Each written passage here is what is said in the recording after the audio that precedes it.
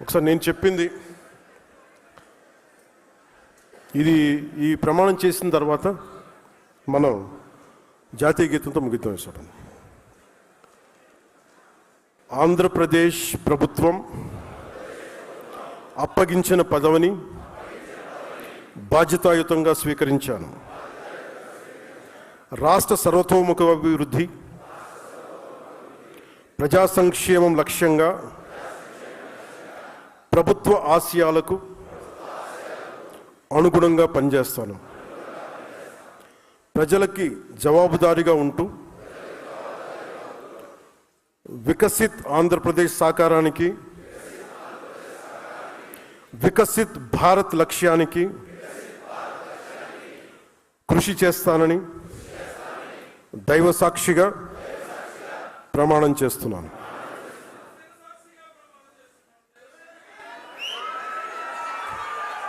ఒకసారి జాతీయ గీతం. జనగణమన అధినాయక జయ హే. తప్పదు. సో దయచేసి ఎవరైనా ఉంటే, ఒకళ్ళిద్దరు ఉంటే దయచేసి దాన్ని కరెక్ట్ చేసుకున్నాను. ఎందుకు నేను ఈ విషయం చెప్తున్నానంటే, ఈ పిఠాపురం ఎన్నికలు మనకి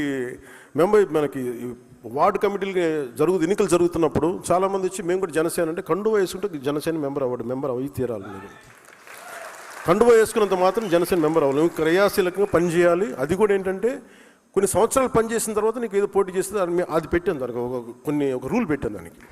లేకపోతే ఏమైపోతుందంటే, అంటే నా భయం ఏంటంటే జనసేన బలమే జన సైనికులు, వీర మహిళలు.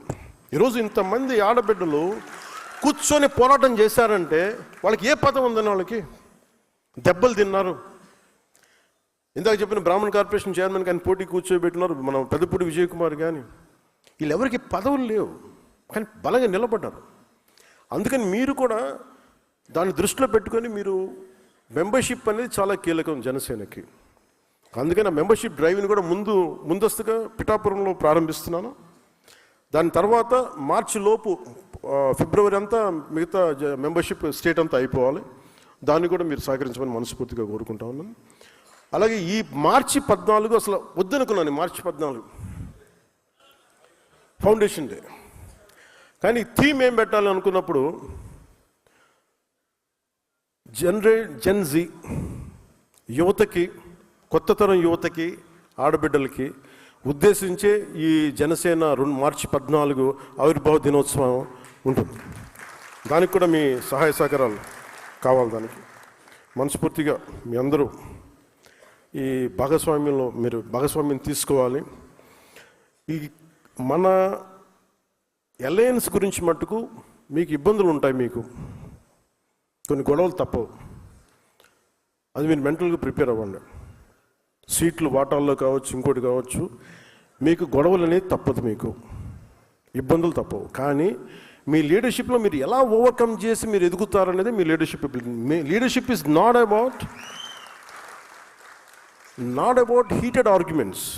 Leadership is all about how well you communicate your point of view. అంటే మీ స్టాండ్ మీరు ఎంత బలంగా చెప్పగలరు, ఎంత హేతువుతో చెప్పగలరు.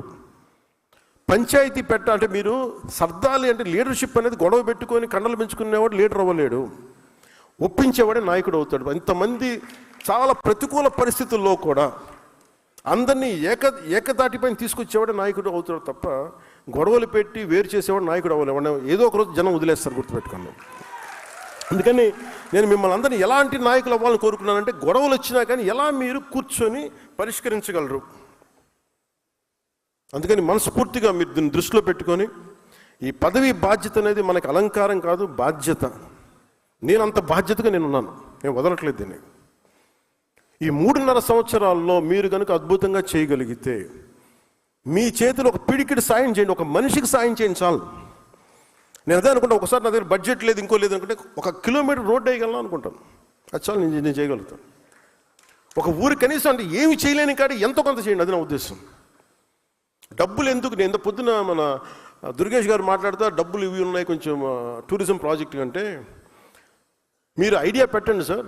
మన దగ్గర ఏమీ లేని కాడికి ఇంత దూరం వచ్చాం, ఒక రాష్ట్రానికి రాదాని ఇన్ని కోట్ల మంది తలుచుకొని సామూహిక శక్తి కనుకుంటే డబ్బులకి కొద ఉంటుందా అనుకున్నాం.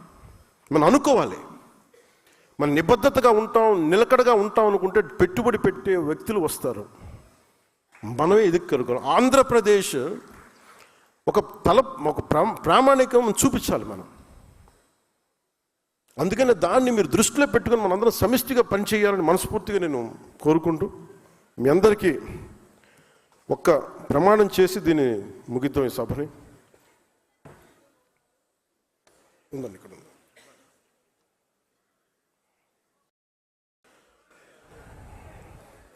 అమ్మ ఒక్క నిమిషం. ఒక్క నిమిషం. మీరు అమ్మ మీరు అది ఎవరి అప్లికేషన్ ఇచ్చారు కదా, అది ఇవ్వండి ప్లీజ్.